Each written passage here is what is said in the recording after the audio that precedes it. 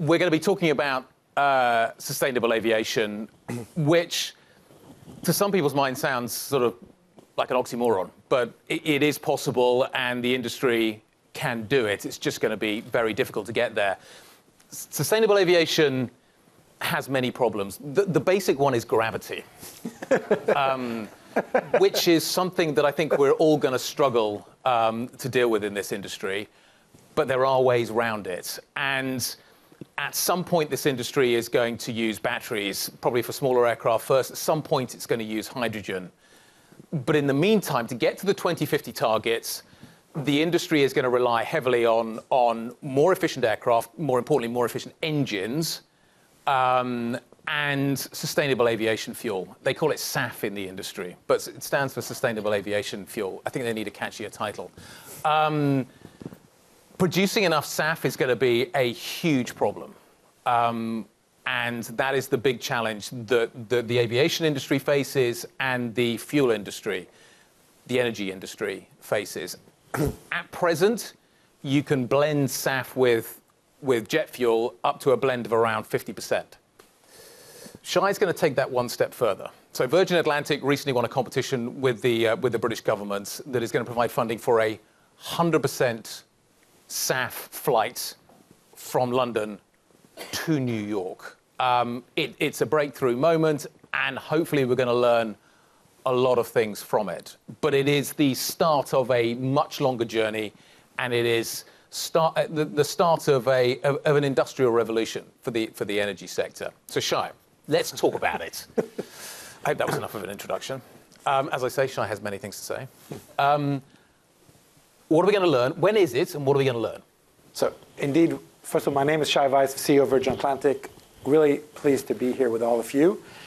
Well, we won a competition, as you said, to fly the first 100% sustainable aviation fuel flight from from London to New York. It will probably be in November. Yep. And why probably? Because this is tough to do, yep, okay. And we need a lot. That's the point. That's the point. It's tough to do. It's tough to do. It's a first of its kind, and by definition, it will be the most sustainable flight ever flown across the Atlantic. That's the definition, because we're going to use 100% SAF, which is 70% less carbon emission. We're going to try and make it not just about the fuel, although the central thesis here is the fuel, but we're going to just also wrap around it a consumer proposition. I'll give an example. We already don't offer beef on board, and we haven't offered beef on board for a very long time. We're thinking, should we make it a vegan flight? Just to make a point, plastics, we've taken tremendous amount of plastics off the planes. So we're going to try and show what you can do on the fuel efficiency, of course, in the air, but how you tug the planes, and that should happen at the end of November. But it requires certification. It requires a lot of coordination. We're working in partnership with Boeing and Rolls-Royce and Imperial and Rocky Mountain Institute and many other people who are helping us get to this position. There was a chart there a moment ago. It's vanished. I don't know if we can put it back up again. There are an outlook for sustainable aviation fuel. Europe is the red line. North America is the black line. The UK sort of, I guess, fits into the red line. We need a lot more aviation fuel, and aviation fuel is really hard to produce.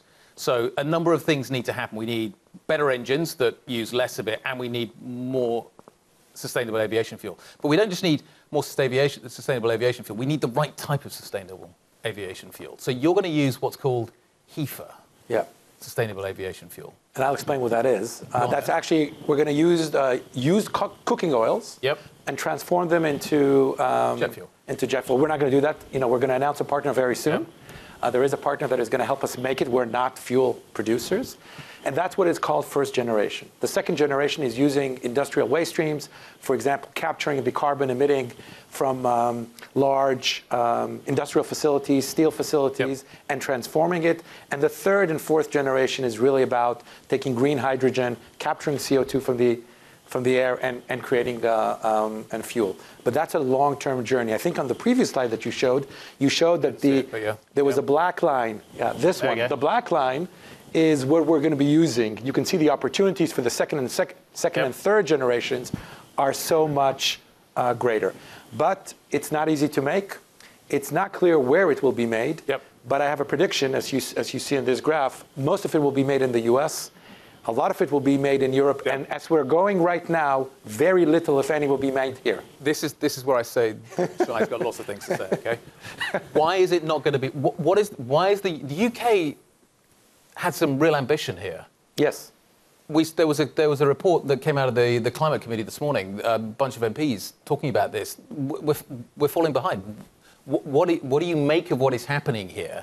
Why is it happening here? Why is it not happening? Yeah, so first of all, credit to the UK, as a leader in renewable energy. 40%, I think, of the grid is now renewable energy, very much on wind, solar coming in, and other forms of technology. But aviation requires sustainable aviation fuel.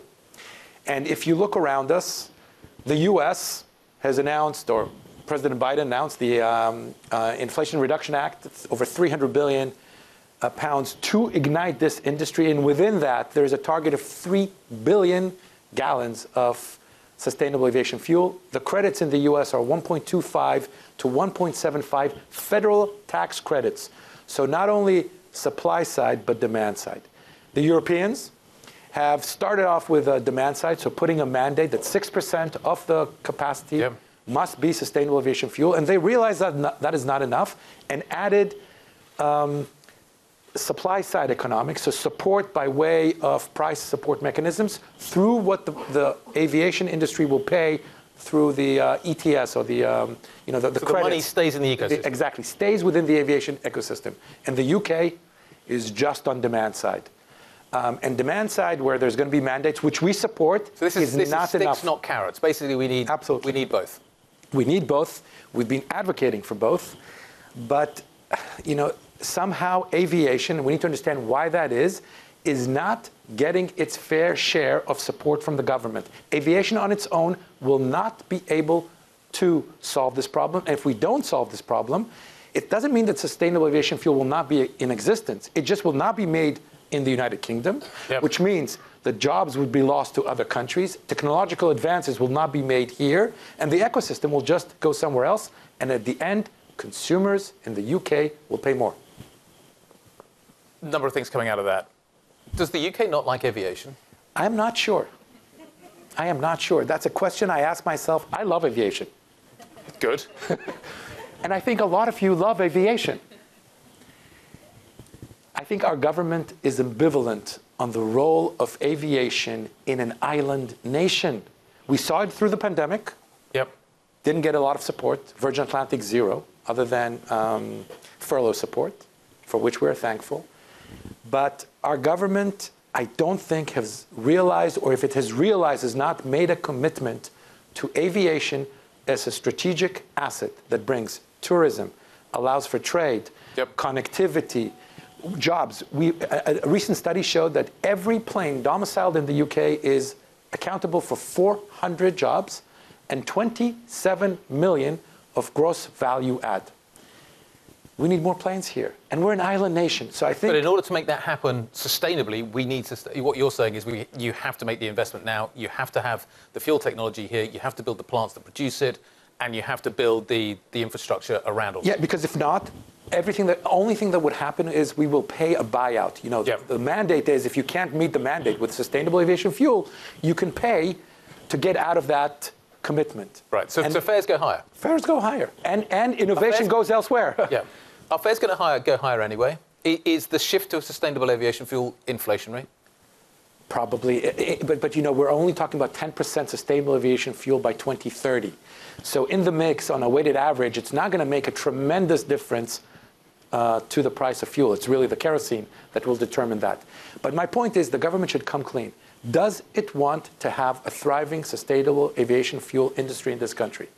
If the answer is yes, they need to do what I call also supply-side economic support, price certainty for the new investors coming in. If they don't, that's okay as well. We'll act accordingly, but we must. So you'll act accordingly. So how will you? If the UK doesn't do it, what happens to the way you do business? It will be imported, or there'll be a buyout mechanism. Like I said, fares go up, innovation goes elsewhere, production goes elsewhere, and it's not a surprise if you look where the production is or is going to be. 60% in the United States and 20% in Europe. The UK announced 5 plants. None of them are in permit. and they were targeted to be open in 2025. That's just around the corner. It's not going to happen. Yep. In terms of the technology that we're going to use, sort of the various stages, do you want to be involved in the first stage? Maybe part of the problem is that actually the real value is not in that initial black line at the bottom there. It's in the next phases. So how do you think about, but they are different types of, the processes are different. We're talking now risks, right? Yeah. But Virgin Atlantic is a leader. We've taken a leadership position in aviation. 15 years ago, we did the first biofuel flight. Yep. It wasn't at this scale, of course. It was blended in with kerosene. So we know that we lead from the front. And by leading from the front, we don't think that we should take a second mover position. We think that we should show the world how to get aviation into a position where it shouldn't be a choice between green or growth, flying or enjoying, traveling to see the world or staying at home for a staycation, which is, by the way, very good, but other people want to explore the world. A lot of people do want to explore the world at the moment, and they want to sit at the front of the plane, and they want to enjoy themselves, but their carbon footprint as a result of that is significantly higher. Does that tell me that the consumer, the flying public, actually cares less about their carbon footprint than maybe we first Okay, now we're going to philosophical questions. I will answer. Philosophical questions about what motivates people. And what are they willing to sacrifice in the grand scheme of a significantly warmer planet? And I think a lot of people will take action. But I don't think that progress has ever been stopped. So to say, from now on, we're not flying. Well, go figure out how this conference does not happen. Bloomberg does not happen. The UK economy does not happen. So I don't believe in going back. It just doesn't work. And I think it's a very complicated topic. Aviation, rightly or wrongly, is the poster child for... That's really what I'm getting at. CO2. And I think it's our job to show that we can do this sustainably. And I think that the consumers will discriminate between those that care and act and those that just talk or don't care, talk at all even. There is this whole kind of idea that the industry is promoting green options that aren't really green. How do greenwashing? Yes. How do you avoid greenwashing? How do you make this real? You're going to fly to the other side of the Atlantic using sustainable aviation fuel. That's great, but that's a one-off. How does the industry actually deliver upon this? Are the 2050 targets, you've set them, and this is what I think could be the ultimate greenwashing. There are 2050 targets that have been set for this industry to be carbon neutral. Are they achievable? So that's a lot to unpack. So are the 2050 goals achievable? Yes, I believe they are achievable. Are they extremely hard to do? Yes. Is aviation one of the 7 hard-to-abate industries in the world? Cement, shipping? Yes. We have 2030 targets. The 10% was chosen. So 10% sustainable aviation fuel by 2030. 10%? 10%. It was chosen because if you get to 20%, surely you can get to 20 and 30. That's really the point of this. How do you know that we're not greenwashing? I'm here. Hold me to account. Everything we do is now with a very clear lens of sustainability. Why? We are a purpose-led business. We say we want to be the most loved travel company. And sustainably profitable, by the way. And when you judge who is the most loved travel company, it comes with a great responsibility to our people, the communities which we serve, and the planet which we live on. Those are the things that matter to Virgin Atlantic, to Richard Branson, to Shai, and every single member of our team. And we do this every day. Now, are we perfect? Far from it. Is it really hard to do? Yes. But if we don't set this audacious goal, we're never going to get there. But you are telling the consumer this is what we're doing. Yes. These are our targets. Does it matter if you're 10 years out? First of all, I think you know me by now. I don't like missing targets. Okay. So let's start with that. Is it okay to miss targets? I would say risk to learn from your failures to improve to improve. Am I going to fail? Undoubtedly on this journey, there's a lot of risks and tremendous amount of failure. If we don't try, we don't put the capital, But is this in your control? So okay, let's go back. I wish. No. But in all seriousness, this is an industry that has made a lot of commitments that is going to rely on better engines. Yes. Which is a huge challenge. I just got back from the Paris Air Show. They are reaching the limits, of what they can achieve with the current engine technology. So they're going to change the engine technology. We're going to have kind of open rotor. There's all kinds of different ideas that are being discussed at the moment. So you're going to need better engines that are going to be more efficient and are going to consume less fuel. Kind of in your control, depending on which engines you buy, which aircraft you buy. You've got a very efficient fleet, so that's a good first step. You're relying on the fuel industry to deliver, and you're relying on the government to provide the incentives for all of this to happen.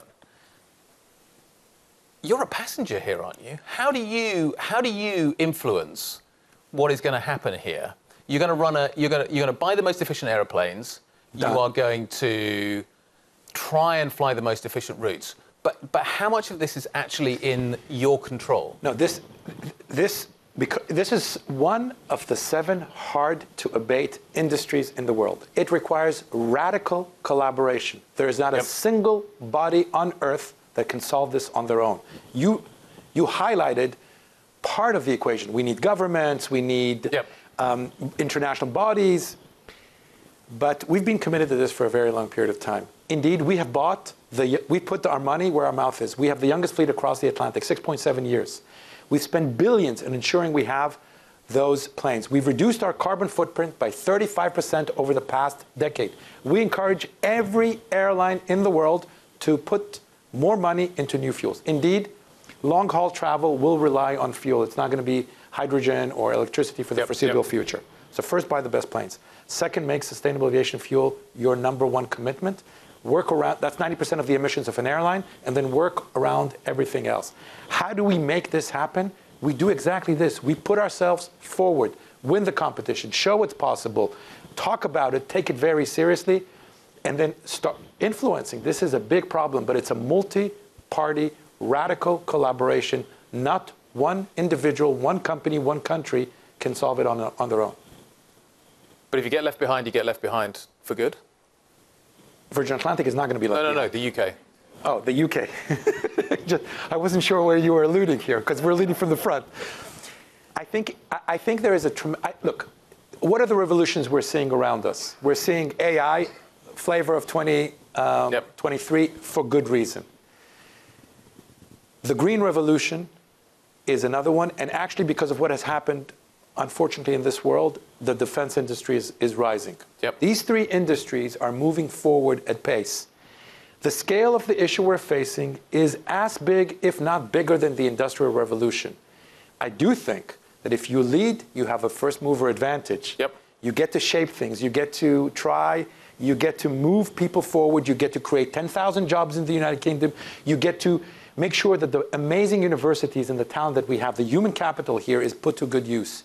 So I do think that if all the capacity is going away, I'm not saying that the UK will be the leader in sustainable aviation fuel, but surely it should have some domestic production of this important thing. And if not, we will adapt just like anything else. So the message to Rishi Sunak is what? I would say I'm glad that Minister Shapps, who I know very well, is in charge of the net zero office. I think this is an opportunity. We will emerge from the pandemic, and the inflation will come down eventually, and interest rates will hover on normal levels. This is an opportunity to basically create the beginning, or not the beginning, we're already leaders in that. Take the Industrial Revolution of this opportunity and problem and put a lot of effort at the Prime Minister level, at the funding level, at the Treasury level, and make the UK lead. That's it. And people will vote for that, I'm sure of that. Okay. We will leave it there. Shai Weiss, thank you very much indeed.